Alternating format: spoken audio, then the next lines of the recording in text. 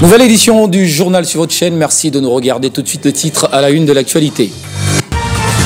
La publication des résultats de l'examen d'État est effective. Cette première étape concerne quelques provinces du pays. Vous écouterez les premières réactions de quelques lauréats rencontrés par nos reporters. À Bukavu, le tribunal pour enfants vient de clôturer sa campagne de rattrapage des actes de naissance par jugement supplétif. La campagne concernait les enfants victimes de négligence des parents et dont la naissance n'avait pas été déclarée à l'état civil. Les relations bilatérales entre la République démocratique du Congo et la Pologne sont au beau fixe. Déclaration du secrétaire d'État polonais qui conduit une délégation composée des opérateurs économiques et diplomates. Cette délégation a été reçue par la première ministre Judith Tuluka. Et puis, les mesures prises par le ministre d'État en charge de la Justice et garde des Sceaux, Constant Mutamba, sur la réglementation des lieux de culte à Kinshasa, saluée à Kinshasa. La décision la plus prisée est celle interdisant notamment l'installation des églises dans un rayon de 500 mètres les unes des autres.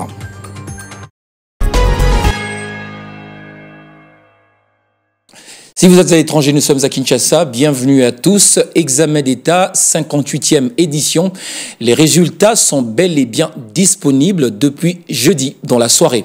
Pour l'instant, 5 provinces éducationnelles sont concernées. Il s'agit de Kinshasa, Moamba et Plateau, Congo central 1, Équateur 1, ainsi que Kulu 1. Ces matins, nos reporters ont rencontré quelques lauréats qui ont passé ces évaluations nationales à Kinshasa Plateau. Ils se disent satisfaits et préparent d'ores et déjà à entamer leur cursus académique. On les écoute, ils sont au micro de Blanche Charngaï. J'ai 51, j'ai fait l'option littéraire, je suis très joyeuse, vraiment joyeuse. Imagine que demain soir, on attendait, on ne savait pas que ça allait sortir, tout d'un coup c'est sorti. Quand je tapais mon code, j'ai réussi. Je remercie mon Dieu et mon école. Donc je dis à mes amis, donc, que nous allons célébrer la fête ensemble parce que je fais 69%, donc Dieu fait grâce d'avoir ça. Je suis élève du complexe scolaire Maman Moïse, j'ai fait 57% et je suis très heureux du pourcentage que Dieu m'a donné et je rends grâce à Dieu. Je suis vraiment très heureux pour la journée d'aujourd'hui. J'ai fait 51% au collège Saint-Léon. Le message que vous voulez lancer à ceux qui n'ont pas satisfait? Je leur dis d'avoir toujours du courage, de faire. Et une particularité a été observée lors de la publication de ces résultats. L'inspection générale à l'éducation nationale tient au respect de la vie privée des meilleurs lauréats. En effet, leurs noms n'ont pas été divulgués sur la place publique. Il en est de même des palmarès. Mais qu'est-ce qui motive cette décision? La question a été posée à André Makonda, inspecteur principal et président du Centre national de correction à l'éducation nationale.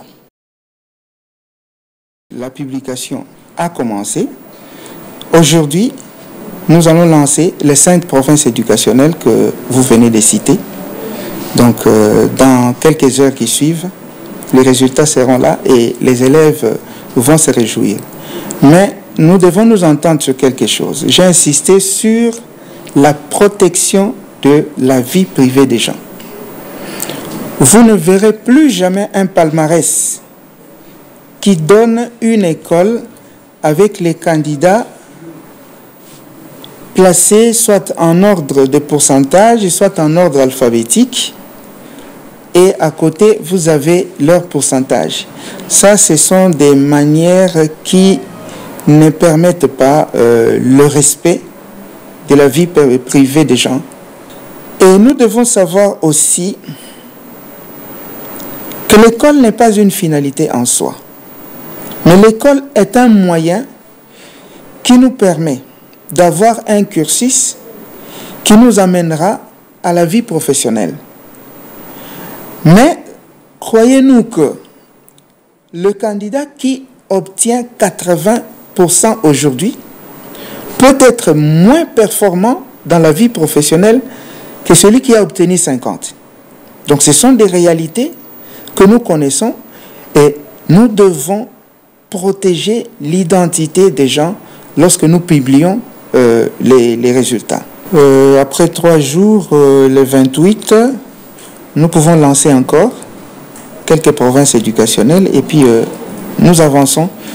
Ce qu'il faudrait savoir est que avant la rentrée scolaire, nous devons terminer avec la publication. Donc autour du 20, nous fournissons un effort pour terminer. Si vous ne comptez pas la journée d'hier, moi je vous dis que nous avons déjà commencé la publication le 24. Alors voyez le 24 du mois prochain, la publication de l'examen d'État entrera dans l'histoire pour 2024. Les premiers résultats de l'examen 2024 pour les 30 provinces éducationnelles indiquent un taux de réussite de 60%. Écoutez les détails de notre reporter Tresmi Sumbu. Selon le premier résultat de l'Exeta 2024 publié le mercredi 24 juillet dernier, le taux de réussite est de 60% seulement pour toute l'étendue de la République démocratique du Congo. Ces chiffres représentent une baisse significative par rapport à l'année dernière où le taux de réussite était de 70%.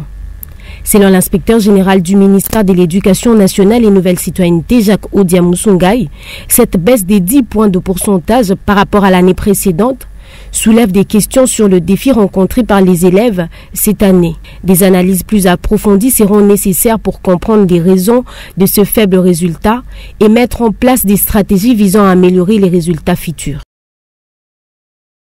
Et puis dans le souci de matérialiser la vision du chef de l'État sur la gratuité de l'enseignement de base, le directeur Justin Bongongo s'est exprimé au micro de Dieu Merci Nzengele. Ce vendredi, on l'écoute. Quand on parle de l'éducation de base, on voit la première année primaire jusqu'à 8e. Quand je dis 8e, c'est-à-dire au niveau de l'école primaire, nous avons 6 classes. Première année jusqu'en 6e. Et la 7e se trouve à l'humanité, 8e aussi. Mais sauf que notre sous-secteur éducatif, on a prévu que la classe de 7e année, qui était au temps jadis premier CEO,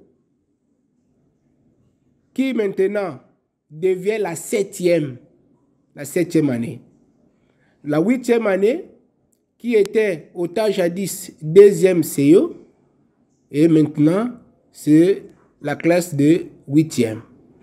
C'est-à-dire, par rapport à la vision du chef de l'État, relayée par notre ministre de l'EPST, c'est consolider l'éducation de base, consolider les acquis de l'instruction. Alors, comme on veut maintenant consolider cet aspect-là, c'est si vous sentez qu'il y a ces nouvelles appellations. Et vous avez même vu, à la classe de 8e année, il y a eu même un examen qu'on a appelé ça TENASOFT, pour que les enfants puissent faire cet examen-là, ces tests-là, afin que l'école puisse l'orienter pour entrer en première année. Donc c'est ça là les nouvelles principes de base pour consolider l'enseignement dans notre système éducatif. Dans la province éducationnelle Ituri 1, les agents et cadres ont rendu leur dernier hommage au directeur provincial Jean-Jacques Masumboko Motaka, décédé le 19 juillet dernier. Et le vice-gouverneur policier de l'Ituri, Raoul Chaloué, a également pris part aux obsèques. Regardez.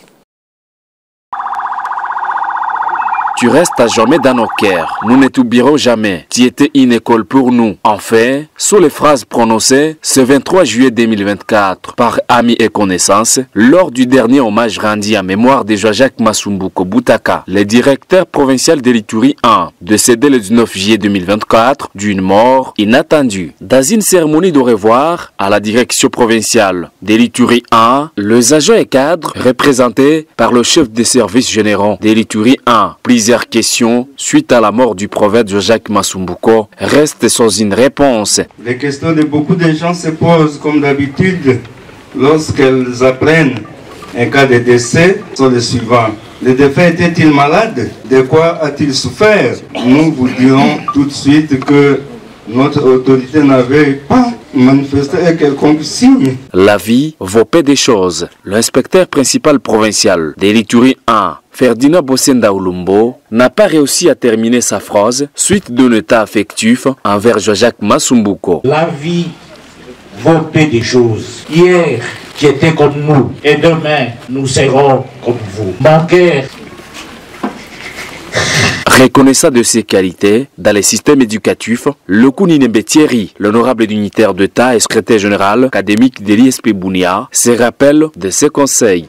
Jacques, vous étiez engagé avec l'éducation, vous avez donné des conseils, vous nous avez soutenus. Les prophètes de la province éducationnelle Otolé 2, représentant de tous les prophètes du Congo, a présenté le message de condoléances au nom de ses collègues. Au nom de tous vos collègues de la République démocratique du Congo et au mien propre, nous présentons nos sincères condoléances aux âmes meurtries par votre disparition. Le vice-gouverneur de l'Ituri, le commissaire divisionnaire principal, Raouz Tchaloué, au nom du gouverneur militaire, a présenté son message d'empathie, accompagné de quelques souvenirs. Le dernier tour qu'on a fait avec toi dans les écoles disait les élèves finalistes, faites les 100% pour que je monte les grades. Est-ce que c'est ça les grades que tu voulais? Non. Pour ses souvenirs, Jajak Masumbuko Boutaka, en vain son enterrement, est appelé lors de cette cérémonie le corps de Jajak. Adieu le petit warrior, adieu les prophètes militaires, tes images ne seront plus visibles sur la RTD. Que son âme repose en paix. Le tribunal pour enfants de Bukavu vient de clôturer sa campagne de rattrapage des actes de naissance par jugement supplétif. La campagne concernait les enfants victimes de négligence des parents et dont la naissance n'avait pas été déclarée à l'état civil. Au total, 1605 enfants ont bénéficié du jugement supplétif grâce à cette campagne et vont bientôt avoir leur acte de naissance. C'est un reportage signé Ernest Mouero. C'est pendant un mois, soit du 23 juin au 22 juillet, que cette campagne de rattrapage des actes de naissance par jugement supplétif a été implémentée avec allègement des frais de procédure. Un engouement s'est observé dans l'enceinte du tribunal pour enfants de Bukavu qui a initié la campagne. La rigueur est mise au niveau de la procédure pour l'obtention du jugement supplétif. Le président du tribunal pour enfants de Bukavu est satisfait des résultats. Dans la population de Bukavu, il y a beaucoup de familles qui n'avaient pas déclaré les enfants dans les délais de la loi. Et chaque fois que nous constatons qu'il y a l'intérêt supérieur de l'enfant qui est menacé, en tout cas, nous devons essayer d'imaginer une solution. En tout cas, je remercie en passant le premier président de la Cour d'appel du Sud Kivu qui nous a vraiment bénis, qui nous a autorisé pour lancer cette campagne. Et en ce moment, nous sommes en train de voir maintenant le fruit, puisque au moins plus de 1600 enfants bénéficient maintenant des actes de naissance qu'ils pouvaient avoir des difficultés d'avoir. Pour ces parents dont les 5 enfants n'étaient pas déclarés à la naissance, la satisfaction est manifeste.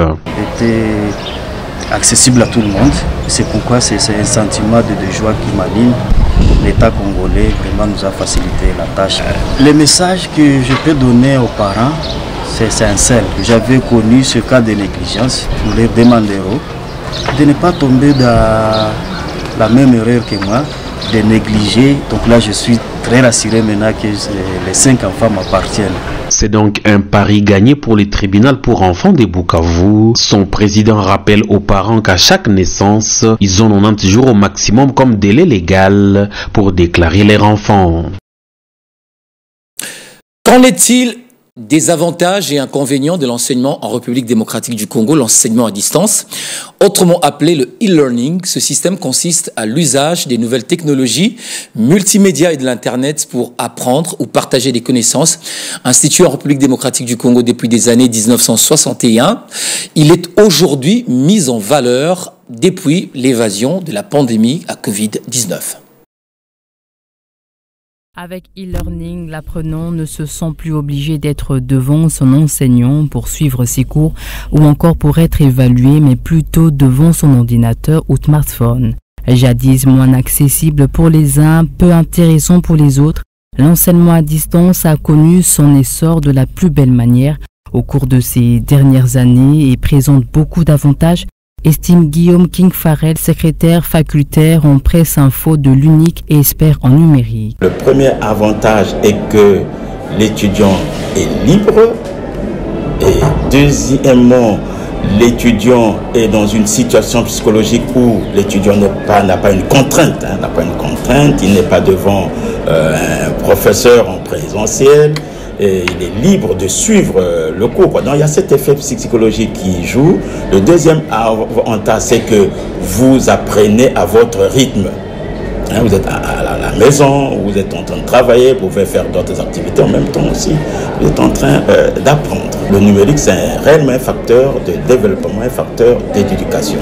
Par preuve, dans les universités, dans le plan national du numérique, c'est l'implémentation, l'installation de l'Internet dans les universités, dans les écoles. Pourquoi? C'est pour que les étudiants, les élèves puissent d'abord avoir la culture du numérique et cela leur permettra de faire leurs recherches librement et d'acquérir des connaissances. Dans l'optique de booster et pérenniser ce type d'enseignement en RD Congo, les établissements éducatifs ont été connectés au réseau Internet. Question de faciliter l'apprentissage aux apprenants, précise Guillaume King-Farel. Le monde évolue, vous n'êtes toujours pas obligé d'être en présentiel. Je vous donne un exemple. Quand il y a eu Covid-19, les entreprises ont fonctionné, les entreprises de télécommunications ont fonctionné. Pourquoi? Parce qu'il y a eu le travail à domicile. C'est ça au fait même, l'apprentissage en ligne ou les échanges en ligne. Vous avez vu? Donc cela est un facteur de développement. Cela est un facteur majeur où l'apprentissage en ligne devient un vecteur même que nous devons mettre sur pied pour que nos étudiants, nos élèves puissent s'approprier et pour en faire bon usage. Notons que l'enseignement à distance tire son origine des Royaumes-Unis vers les années 1600, lorsque des cours par correspondance ont été utilisés pour la première fois par la Royal Society de Londres pour enseigner les mathématiques à ses membres bien avant la mise au point d'une méthode d'enseignement sténographie en 1858 par l'inventeur britannique Isaac Pitman.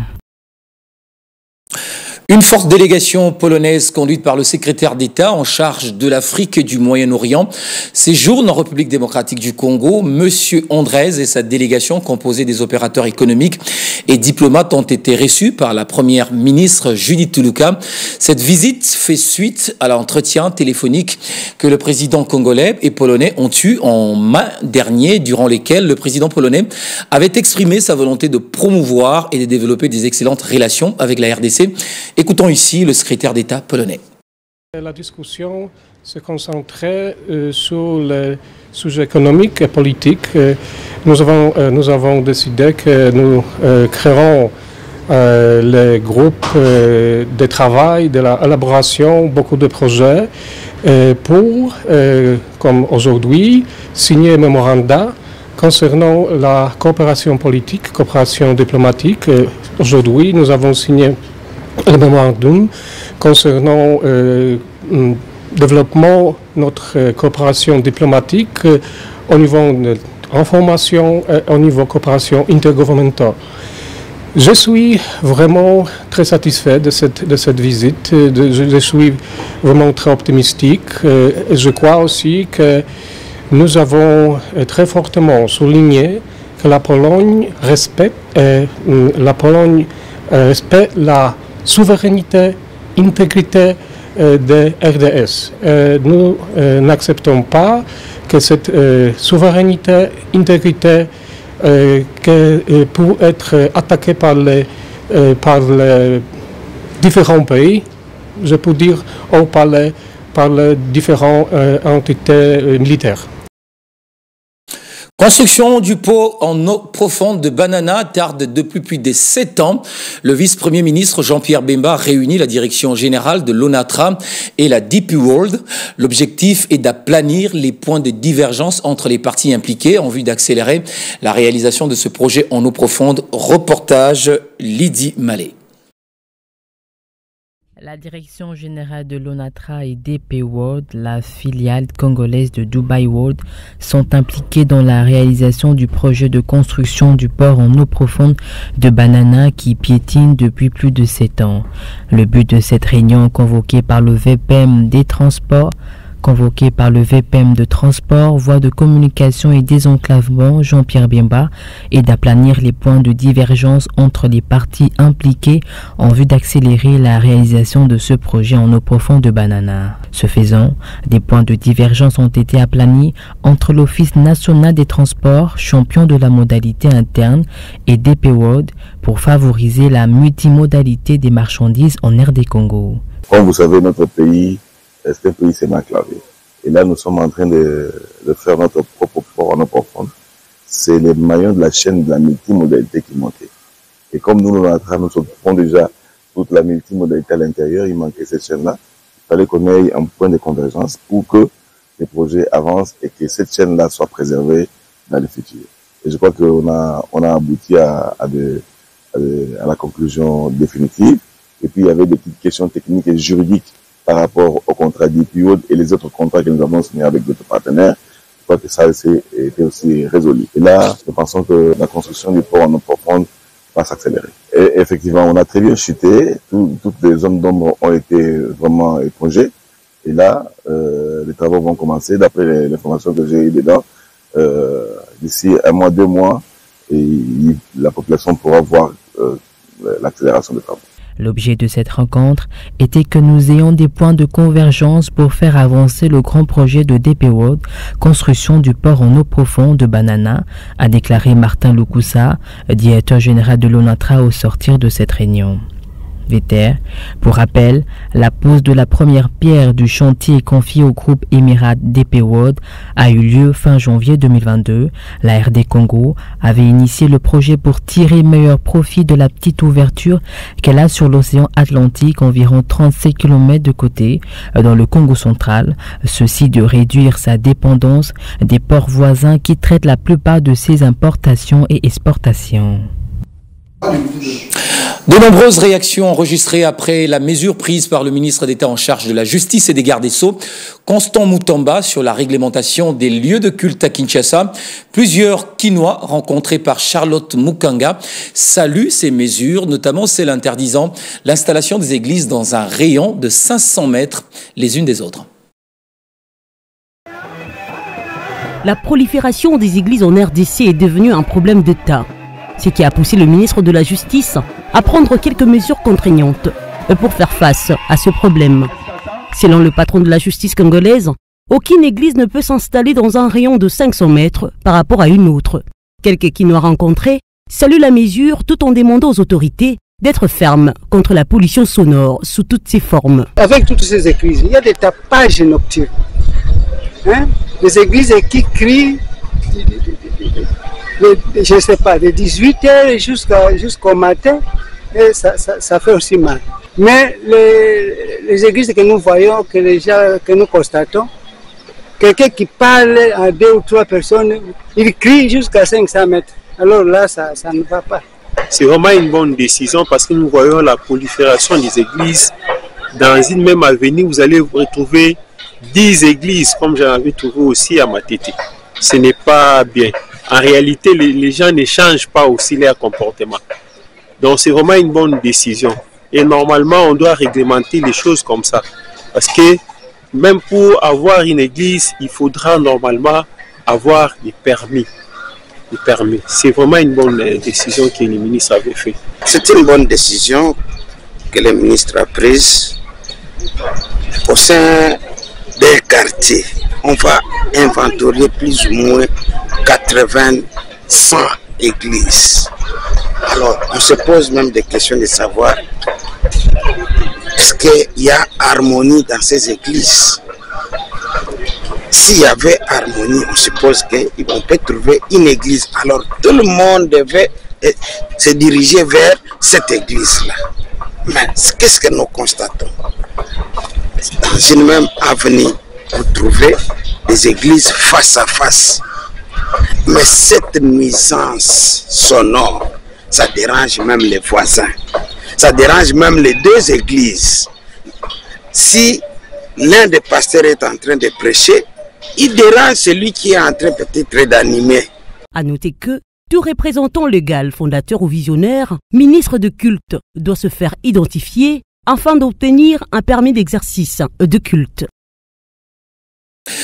On vient de l'apprendre à l'instant, les résultats de l'examen d'État seront disponibles ce samedi 27 juillet 2024. Il s'agit des provinces éducationnelles Ituri 1, Nord Kivu 2, Haut-Katanga 1, Kasaï 2, Kasaï Oriental 1. Les détails dans nos prochaines éditions. La consommation de la tomate permet d'éviter certaines maladies, mais lesquelles, vous allez les découvrir dans ce reportage. La tomate, un aliment à grande valeur nutritionnelle, très populaire en République démocratique du Congo. Découvrez avec nous. Pendant la saison sèche, l'on constate une apparition abondante des tomates pommes. C'est un légume fruit qui joue un rôle équilibrant dans l'alimentation et regorge d'atouts nutritionnels pour avoir un parfait visage, les reins, le cœur, le foie en pleine santé. Pour le visage, la tomate est riche en vitamine C. Elle est aussi très efficace sur les peaux à problème et participe à unifier les teints. S'agissant des reins, la tomate joue un grand rôle. C'est l'un des diurétiques les plus naturels et les plus sains. Elle contient près de 90% d'eau. C'est ce qui renforce son caractère diurétique. Riche en fibres, potassium et magnésium, elle soulage le rein et aide au drainage puis à l'évacuation de l'excès d'eau dans l'organisme. La tomate protège les cellules des attaques radiculaires et au bêta-carotène, qui est un antioxydant majeur. Elle joue un rôle dans la prévention de nombreux cancers et maladies cardiovasculaires. Pour le foie, la tomate contient des traces d'éléments antitoxiques appelés chlorine et sulfure. Ainsi, la tomate permet d'avoir un bon teint éclatant grâce aux graines. Elle est très riche en vitamine B. Il s'y est dénoté que la tomate pomme est excellente pour attaquer les mauvaises graisses et les éliminer plus facilement. Elle est aussi très efficace sur les peaux à problème et participe à unifier les teints. S'agissant des reins, la tomate joue un grand rôle. C'est l'un des diurétiques les plus naturels et les plus sains. Elle contient près de 90% d'eau, c'est ce qui renforce son caractère diurétique. Riche en fibres, potassium et magnésium, elle soulage le rein et aide au drainage puis à l'évacuation de l'excès d'eau dans l'organisme. La tomate protège les cellules des attaques radiculaires et au bêta-carotène, qui est un antioxydant majeur. Elle joue un rôle dans la prévention de nombreux cancers et maladies cardiovasculaires. Pour le foie, la tomate contient des traces d'éléments antitoxiques appelés chlorine et sulfure. Ainsi, la tomate permet d'avoir un bon teint éclatant grâce aux graines. Elle est très riche en vitamine B. Il s'y est dénoté que la tomate pomme est excellente pour attaquer les mauvaises graisses et les éliminer plus facilement.